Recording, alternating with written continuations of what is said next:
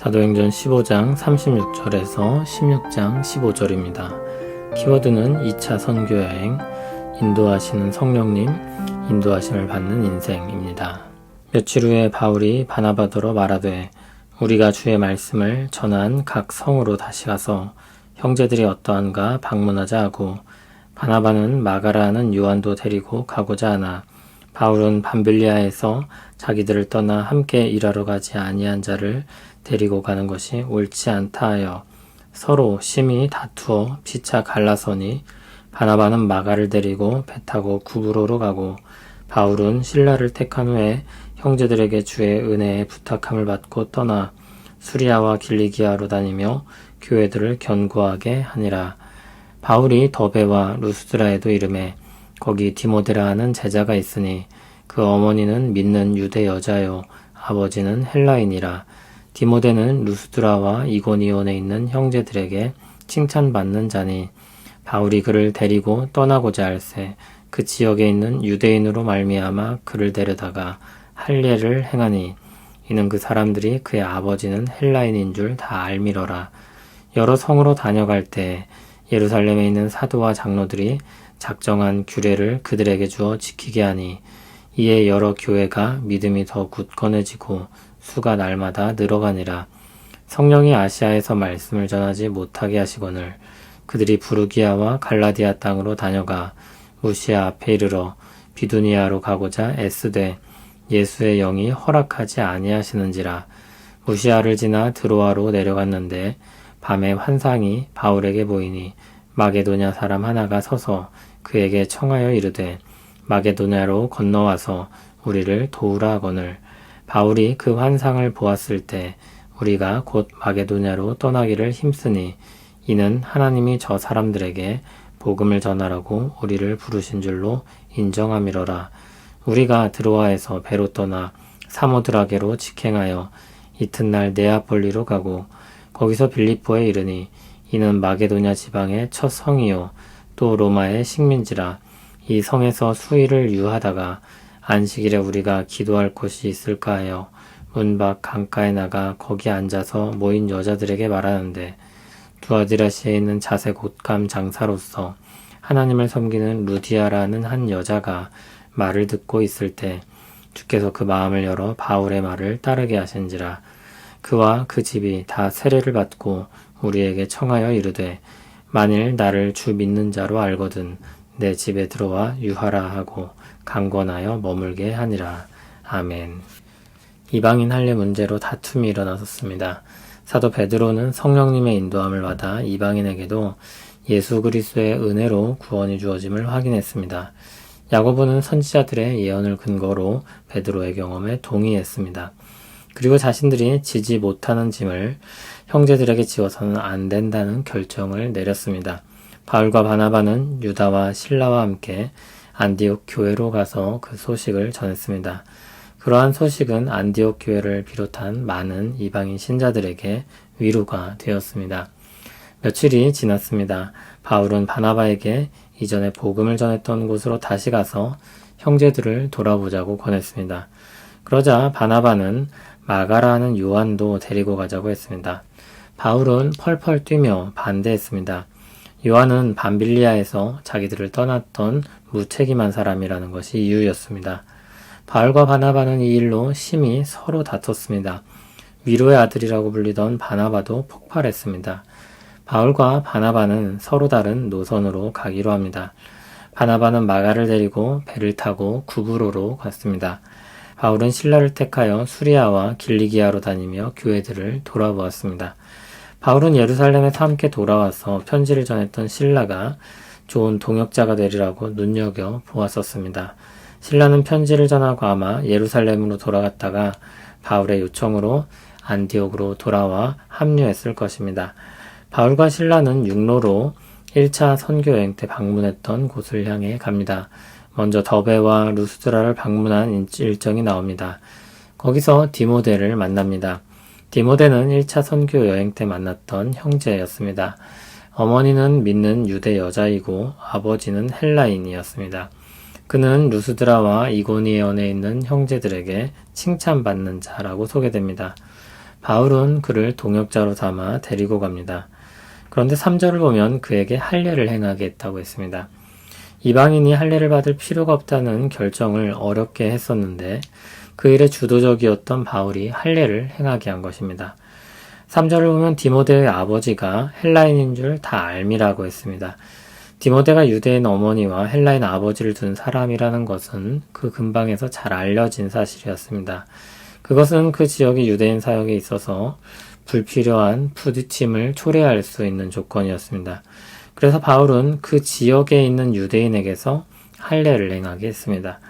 여기서 할례는 의복처럼 사용된 것입니다. 유대인과의 교제를 위해 그들과 어울릴 수 있는 옷을 디모데에게 입힌 것입니다. 할례에 대한 결정은 또 다른 금지를 한 것이 아니라 참으로 자유롭게 한 것이었습니다. 그리고 그 자유를 육체의 기회를 삼는 것이 아니라 오직 사랑으로 종노릇하는 것으로 삼았던 것입니다. 바울은 신라와 그리고 디모데와 함께 여러 성으로 다니며 예루살렘에서 사도와 장로들이 작정한 규례를 전해 지키게 했습니다. 할례에 있어서 자유로우나 요긴한 몇 가지를 준수하게 한 일입니다. 그와 같이 사역한 결과 여러 교회가 믿음이 더 굳건해지고 수가 날마다 늘어갔습니다. 우상 숭배와 음행과 피를 금한 것은 유대인들에게는 호감을 주었을 것입니다. 이방인이지만 하나님을 경외하고 자신들과 비슷한 생활 양식을 취하고 있으니 유대인에 대한 접근성이 분명 높아졌을 것입니다. 그리고 어느 한 부류의 호의 혹은 지지를 얻는 것은 전도에 있어서도 두루 유익이 되었을 것입니다. 그런데 성령께서 바울 일행의 길을 막으시는 일이 발생합니다. 바울 일행은 서쪽으로 계속해서 이동하면서 아시아를 향해 가려고 계획했었습니다. 그런데 성령께서 그것을 막으셨습니다. 어떻게 막으셨는지는 언급되지 않습니다. 다만 바울 일행은 그 길로 가고자 애썼고 성령께서 허락하지 아니하셨다고 했습니다. 그러다 어느 밤 바울이 환상을 보게 되는데 마게도냐 사람 하나가 서서 말하길 마게도냐로 건너와서 우리를 도우라고 했습니다. 바울은 그것을 성령께서 인도하신 것으로 깨닫고 아시아 주위를 빙 돌아서 마게도냐를 향해 갑니다. 성령께서 그렇게 인도하신 이유는 밝히고 있지 않습니다. 다만 마게도냐의 열매를 볼 때 그곳에서의 복음 사역을 우선적으로 추진하셨던 것임을 알 수 있습니다. 성령의 인도함을 따라 이동했던 바울 일행은 순조롭고 빠르게 마게도냐를 향해 갑니다. 11절을 보면 드로아에서 네아폴리로 가는 길이 이틀이 걸렸다고 했습니다. 그런데 20장 6절을 보면 빌립보에서 드로아로 돌아가는 길은 5일이 걸립니다. 빌립보에서 네아폴리는 가까웠는데도 시간 차이가 많이 납니다. 오늘 본문에서의 여정은 순풍을 타고 진행된 것입니다. 물론 그것은 성령님의 인도하심으로 말미암은 것이었습니다. 참고로 10절부터 우리라는 말이 나옵니다. 사도행전을 기록한 누가가 여기서부터 바울 일행에 합류하여 자신을 포함하여 말하면서 우리라고 하는 것입니다. 바울 일행은 마게도냐의 빌립보에 이르렀습니다. 그곳은 마게도냐 지방의 첫 성이며 로마의 식민지였습니다. 거기서 수의를 유하면서 기도할 곳을 찾다가 두아디라시에 있는 자색 옷감 장사이며 하나님을 섬기는 루디아라 하는 한 여자를 만나게 됩니다. 참고로 루디아는 지역 이름이기도 하기 때문에 본명이 아닐 수도 있습니다. 바울이 제주 해녀를 만났다는 식의 표현일 수도 있습니다. 어쨌든 주께서 그의 마음을 여셨고 바울의 말을 따르게 했습니다. 바울의 말은 다름 아닌 복음이었습니다. 그래서 15절을 보면 그와 그 집이 다 세례를 받았다고 말합니다. 또 루디아는 자신의 집에 바울을 유하게 하며 말씀을 더 듣고자 했습니다. 그렇게 성령께서 주도하는 선교는 마게도냐를 향해 뻗어나가게 되었습니다. 그리고 그 여정 가운데 든든한 동역자들을 만났습니다. 모두에게 갈등이 있습니다. 교회 안에도 있습니다. 성령 충만한 두 사람 사도 바울과 위로의 아들 바나바 사이에도 있었습니다. 성령 충만한 사람들 역시 한 인간이며 하나님의 일을 하는데도 다툼이 일어날 수 있다는 것입니다. 함께 이방인의 할례에 대해 변호하며 이방인 신자들의 자유를 얻도록 힘썼던 두 사람이었는데 그들이 갈라섰습니다. 이 땅에서의 우리의 일들은 잡음이 많습니다. 그러나 그런 일들이 성령님의 선교를 막지는 못합니다. 복음은 계속해서 땅끝을 향해 나아갑니다. 두 개의 선교팀이 생겨 온 세상으로 복음이 전진합니다. 성령님은 바울에게 새로운 동역자들을 얻게 하시고 뜻하신 또 다른 곳으로 그들을 인도하십니다. 더 크고 넓은 세계를 향해 그들을 이끄십니다. 고난도 있고 잡음도 많은 세상 속에서 주님의 백성들은 성령님의 인도함을 받습니다. 그러나 그것이 그렇게 반갑지만은 않을 때도 있습니다. 바울이 본래 아시아로 가고자 애썼다는 것을 생각하면 사람의 뜻과 성령님의 인도하심이 부딪힐 때도 있는 것입니다. 그것이 사도의 뜻일지라도 그렇습니다. 계획하고 바라는 것이어도 막힐 수 있다는 것입니다. 주권은 하나님께 있습니다. 그리고 성령 충만한 사람의 선택은 순종입니다. 그래서 때로는 떠밀려가는 모양새가 될 수도 있습니다. 그러나 그것이 하나님의 인도하심 가운데 있을 것입니다. 그 결과가 선을 이루는 것임을 생각하며 우리는 하나님이 이루시는 선한 역사 가운데 있다는 것을 기억할 필요가 있습니다. 우리는 결국 주께서 뜻하신 선한 쪽으로 그리고 소망을 향해 나아갈 것입니다. 하나님의 인도하심을 받는 인생은 복됩니다. 하나님께서 모든 일정을 세세하게 알려주시지는 않으십니다. 그래서 조금 당황스럽고 혼란스러울 수도 있습니다. 하나님의 능력이 한이 없으신 만큼 하나님의 우리를 두시는 자리도 우리 생각을 넘어설 수 있습니다. 욥이 고난을 당했던 일들처럼 우리 이해의 범주를 넘어서는 것일 수도 있습니다. 그럼에도 하나님이 인도하시는 인생이 복되다고 하는 것은 하나님이 우리를 언제나 기억하시며 하나님이 우리를 데려가시는 마지막은 절망이 아님을 알기 때문입니다.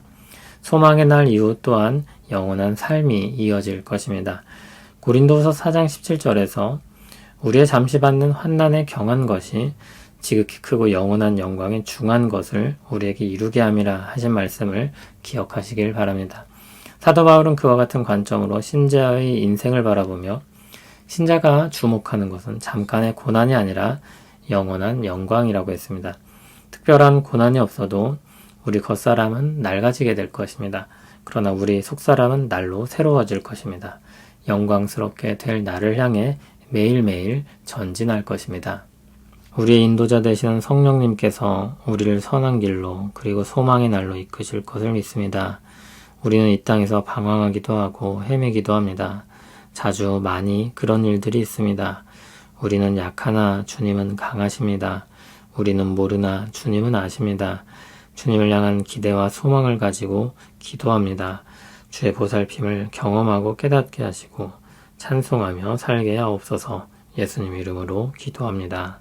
아멘.